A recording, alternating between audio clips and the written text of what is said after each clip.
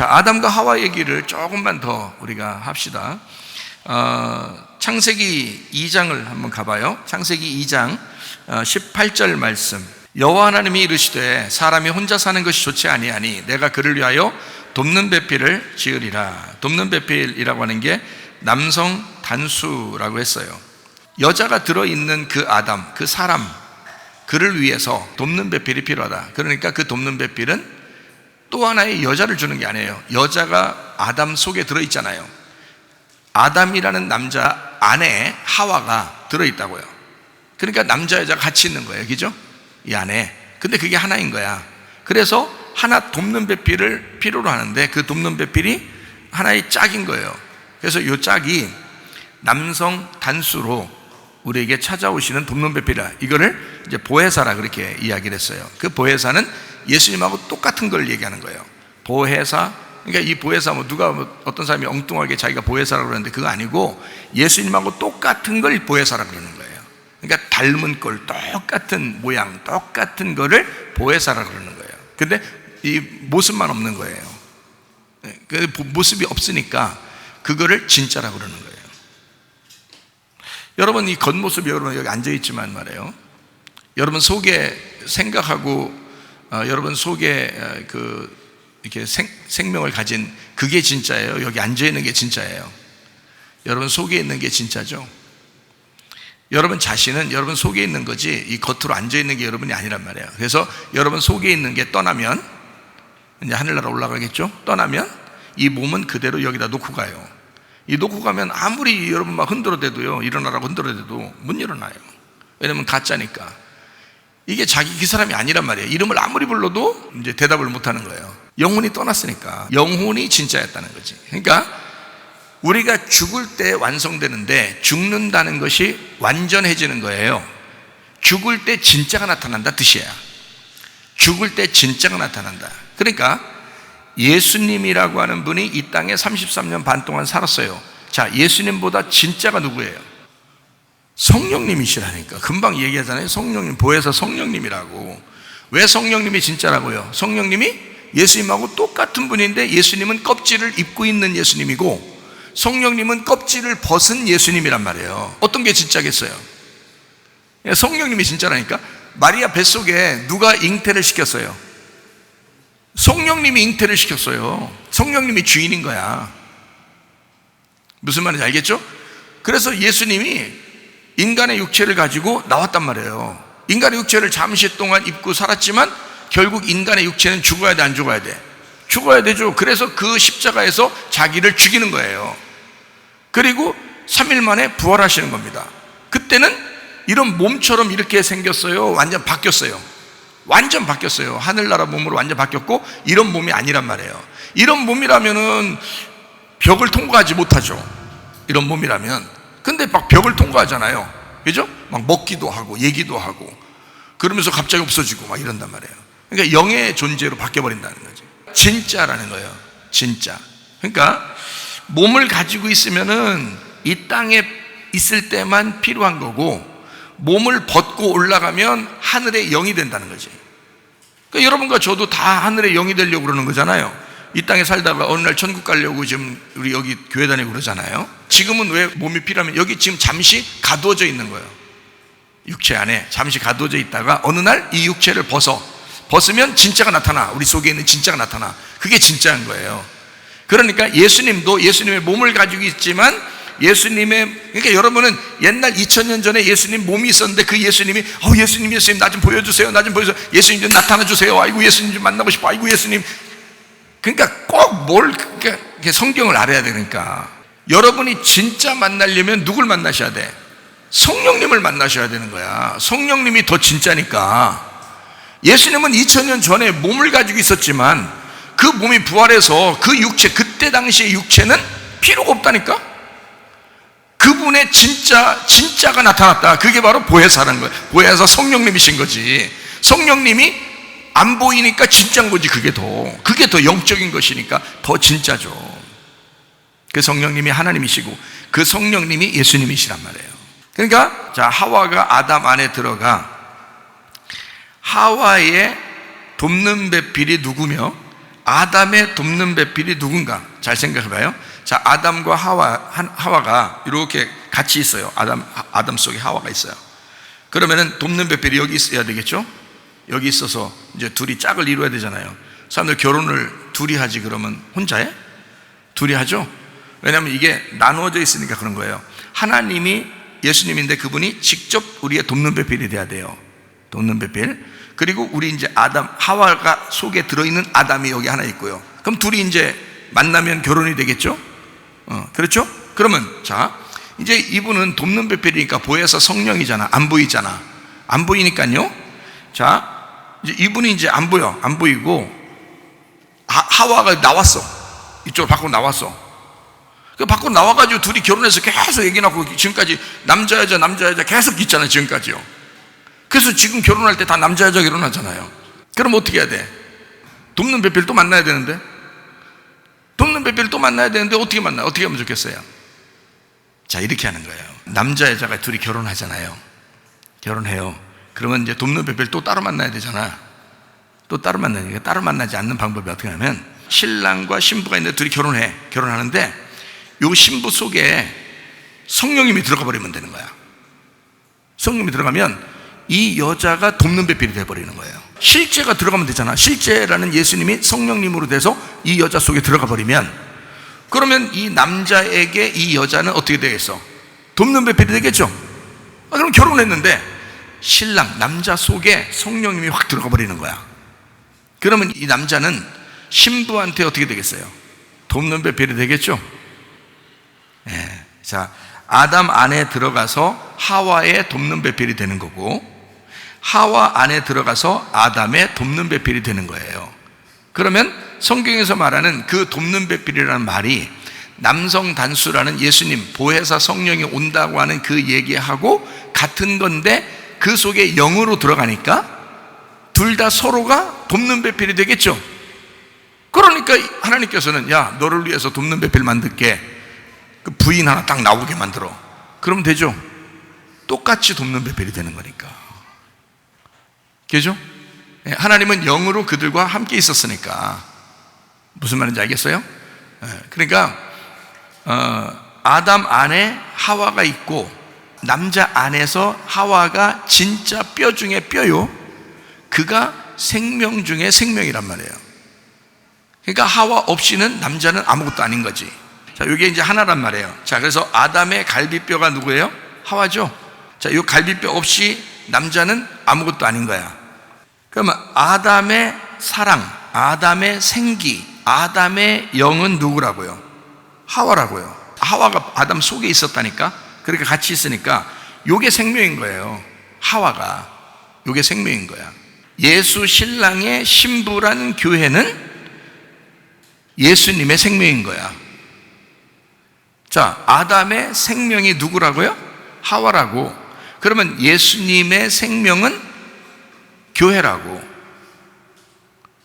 그러니까 교회가 하나 있을 때는, 우리가 교회 이렇게 할 때 여러 사람이 모였지만 이게 하나잖아요.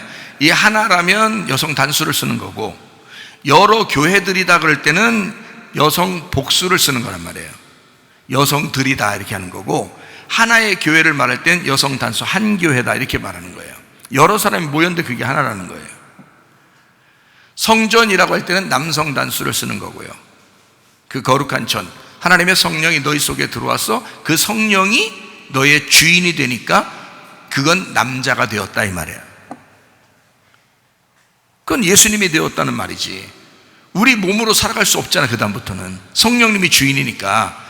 내가 죽었고 성령님이 내 속에 들어와, 나라는 육체가 죽고 성령님이 들어와서 나를 그리스도의 몸으로 다시 부활시켰으니까 내가 내 거가 아니니까 남자가 된 거지. 그래서 성전을 남성 단수로 말한단 말이에요. 무슨 말인지 알겠어요? 교회는 그럼 여자로 말한다겠죠? 여자. 그래서 우리가 남자가 죽으면 여자가 된다. 자, 돕는 배필, 나의 돕는 배필은 누가 돼야 된다고요? 신랑 대신 예수님이 돼야 된다고. 그럼 나는 신부라고요. 그러니까 신랑 대신 예수님이 나의 돕는 배필이 된다. 신랑 예수님의 돕는 배필은 누가 돼야 돼요? 신부인 내가 돼야 된다고요. 그러니까 나는 신랑의 돕는 배필인 거고, 신랑 되신 예수님은 나의 돕는 배필이란 말이죠. 자, 이거 제가 분명하게 얘기하는 거 좀 이해가 되시죠? 그러니까 예수님이 우리 없이는 못 산다. 나도 예수님 없이는 못 산다는 거지. 그러니까 예수님이 반드시 내게 필요하고 예수님도 내가 반드시 필요하다. 그러니까 나의 생명은 예수님이고 예수님의 생명은 나라 이거죠. 그래서 그거를 뭐라 하냐? 우리라고 하는 교회라 이렇게 표현하는 거예요. 여성이 되었다. 근데 여성이 되었는데 우리는 여성인데 그 속에 신랑이 들어와 있다는 얘기죠. 그래서 새 예루살렘 안에, 우리 새 예루살렘에 신부가 새 예루살렘이거든요. 새 예루살렘 안에 신랑이 들어와 있어요. 성전입니다. 성전 대신 예수님이 어떻게 됐다고 했어요? 요한복음 2장 21절에는 성전된 자기 육체, 요한복음 2장 19절에는 너희가 이 성전을 헐어라. 그러니까 예수님을 죽여라 그거네요. 그러면 그 성전이 새 예루살렘 안에 들어있단 말이에요. 요한계시록 21장 22절 성 안에서 내가 성전을 보지 못하였으니 이는 주 하나님 곧 전능하신 이와 및 어린 양이, 그 전능하신 이는 성령님이십니다. 그 어린 양은 이 땅에 오신 예수님을 말하는 거고요. 그죠? 말씀이신 전능하신 이하고 그 다음에 이 땅에 오셔서 죽으시는 어린 양이에요. 그가 그 성전이라는, 자, 성 안에, 예루살렘, 새 예루살렘 성 안에 성전이 들어와서 있는데 안 보인단 말이에요. 왜요? 그가 그 속에 들어와 있으니까 그런 거예요. 어린 양으로 죽었으니까 그런 거예요. 어린 양으로 죽었는데 나의 주인인 거야. 무슨 말인지 알겠어요? 그가 이 속에 들어와서 죽었는데 그가 부활하셔서 나의 주인이 되시는 거라고요. 그러니까 성 안에 성전이 있다 이렇게 얘기하는 거죠. 그러니까 둘 다 꼭 필요한 거예요. 성전도 성도 꼭 필요한 거야. 그러니까 신랑과 신부는 서로 돕는 자 말이에요. 돕는 배필. 근데 이 교회는 어떻게 해서 탄생되었다? 성전이 죽어서 만들어진 교회다. 그러므로 예수라는 어린 양이 죽음으로써 만들어진 교회, 그 안에 성전이라는 어린 양이 같이 있더라. 그 둘은 뗄래야 뗄 수가 없고 하나는 머리고 하나는 몸이더라. 그래서 둘이 뗄 수 없는 그런 관계, 머리와 몸의 관계다. 이거를 그리스도와 교회라고 그런다. 그리스도와 교회를 이거를 하나님의 비밀이라 그런다. 에베소서 1장, 에베소서 3장, 골로새서 2장에 나타나는 얘기들입니다. 자, 이게 이제 교회에 대한 이야기들이거든요. 교회, 그리스도. 그래서 하나님은 원래 계획하셔서 그렇게 교회를 만드셨다라고 하는 이야기거든요. 자, 보혜사 얘기를 좀 더 할까요? 보혜사. 요한복음 15장 26절 파라클레토스라는 단어인데요. 파라클레토스, 이 파라칼레오에서 나온 단어입니다. 파라클레토스라는 단어가 보혜사, 성령이라고 할 때 나오는 이 말인데, 아버지께로부터 너희에게 보낼 보혜사, 곧 아버지께로부터 나오신 진리의 성령이 오실 때에 그가 나를 증거하실 것이요. 왜요? 이 땅에 오셨던 어린 양 예수를 성령님이 증거한다는 거예요. 말씀이니까, 진리의 성령이니까, 거짓말이 아니니까. 그래서 거짓말하고 위선하고 이런 것들은 다 가짜죠. 그러니까 진짜 말씀, 진리의 말씀, 이것은 벗겨진 말씀, 알곡의 말씀, 우리를 위해서 죽으신 그 말씀, 이 말이에요. 우리를 위해서 희생하신 그 말씀, 그 진리의 성령이 오실 때 그가 예수를 증거하실 것이다. 이 땅에 오셨던 예수를 증거할 것이다 라고 이야기했는데, 그 파라클레토스, 보혜사는 어디 안에 있는 거라고요? 남편 안에 있는 거라고, 또 아내 안에 있는 거라고요. 그러니까 남편 안에도 계시고 부인 안에도 계신다 이 말이에요.